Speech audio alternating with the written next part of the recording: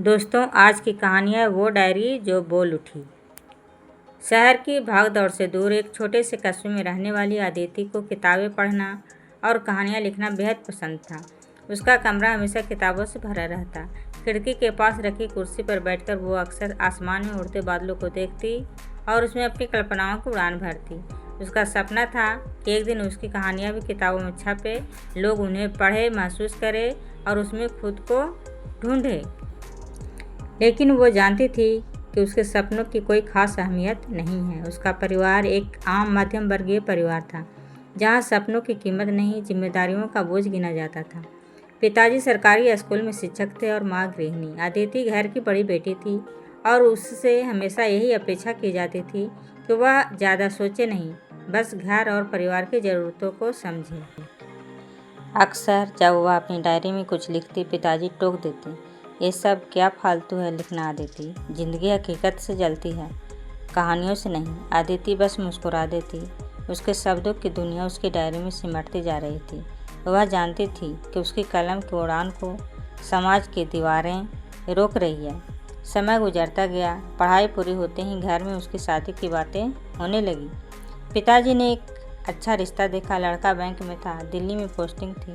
अदिति कुछ कहना चाहती थी, पर माँ की चुप नज़रों ने उसे रोक दिया। शादी हो गई, नई जिंदगी शुरू हुई। पति अनुराग एक समझदार लेकिन व्यवहारिक व्यक्ति था। उसे अदिति की लिखने की आदतें कुछ खास पसंद नहीं आई।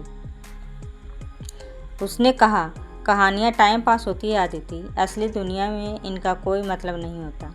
अदिति का दिल टूटा। उसने धीरे धीरे लिखना छोड़ दिया। उसकी डायरी अलमारी की सबसे अंदरूनी दराज में रख दी गई।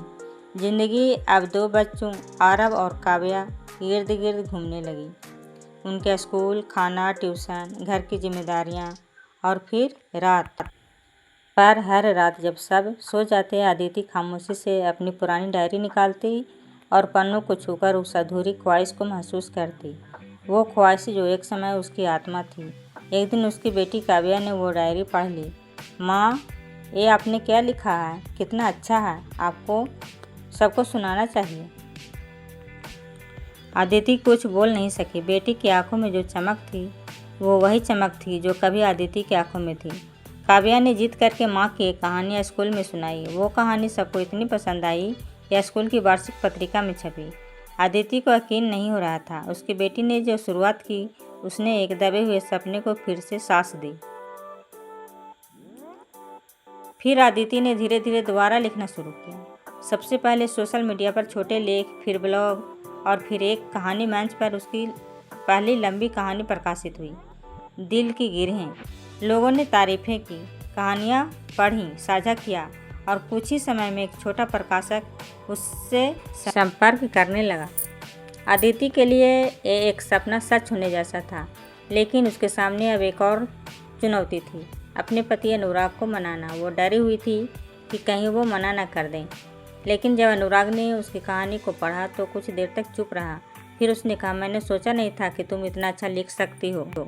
उसके शब्दों ने अदिति की बरसों की चुप्पी को तोड़ दिया। किताब छपी, नाम था अदिति राज।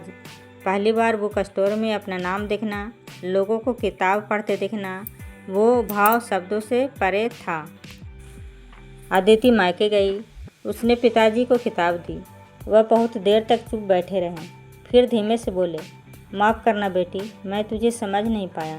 अदिति रो पड़ी, लेकिन उन आंसुओं में राहत भी थी। जो शब्द उसे बचपन में सुनने की तमन्ना थी, वो अब मिल गए थे।